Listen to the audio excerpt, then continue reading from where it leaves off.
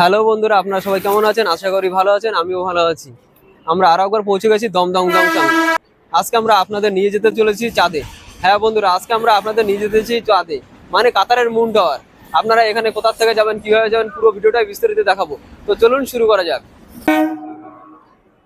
বন্ধুরা, আপনারা শিয়ালদহ ও দমদম থেকে মেইন লাইনের যে কোনো ট্রেন ধরে পৌঁছে যাবেন নৈহাটি জংশন।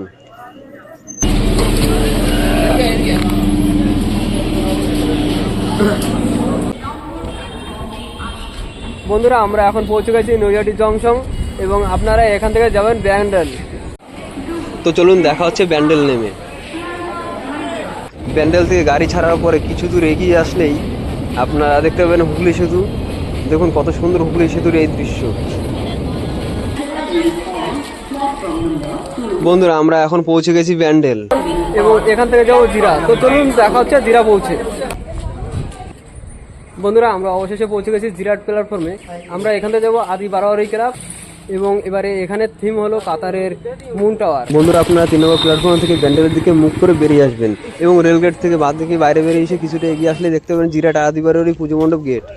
বন্ধুরা, আপনারা দেখতে পাচ্ছেন এটাই হলো জিরাট আদি বারোয়ারি ক্লাব।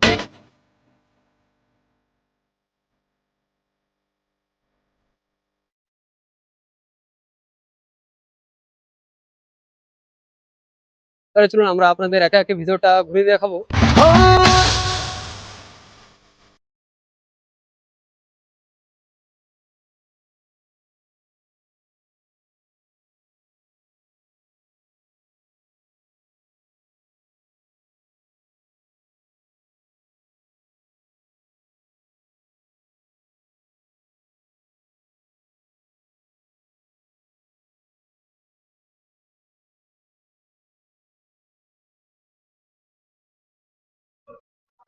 তো বন্ধুরা, আমরা অবশেষে জিরাট আদি বারোয়ারি ক্লাবের মন্দিরের ভিতরে ঢুকে পড়েছি এবং আপনাদের একে একে পুরো এই মন্দিরটাকে দর্শন করাবো। তো চলুন দেখা যাক।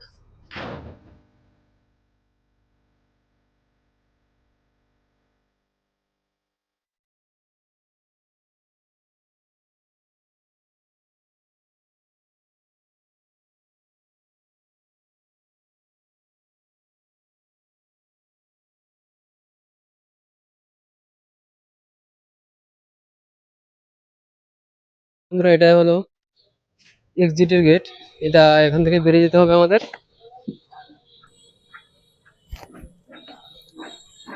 বন্ধুরা, আমরা অবশেষে পুজো মণ্ডপের ভিতর থেকে বাইরে বেরিয়ে এসেছি। আমরা এবার ধীরে ধীরে বাইরে বেরিয়ে যাব এবং আপনাদের বাইরের কিছু দৃশ্য আপনাদের সামনে তুলে ধরবো। এখানের এই মেলায় আপনারা মেলার সবকিছুই দেখতে পাবেন।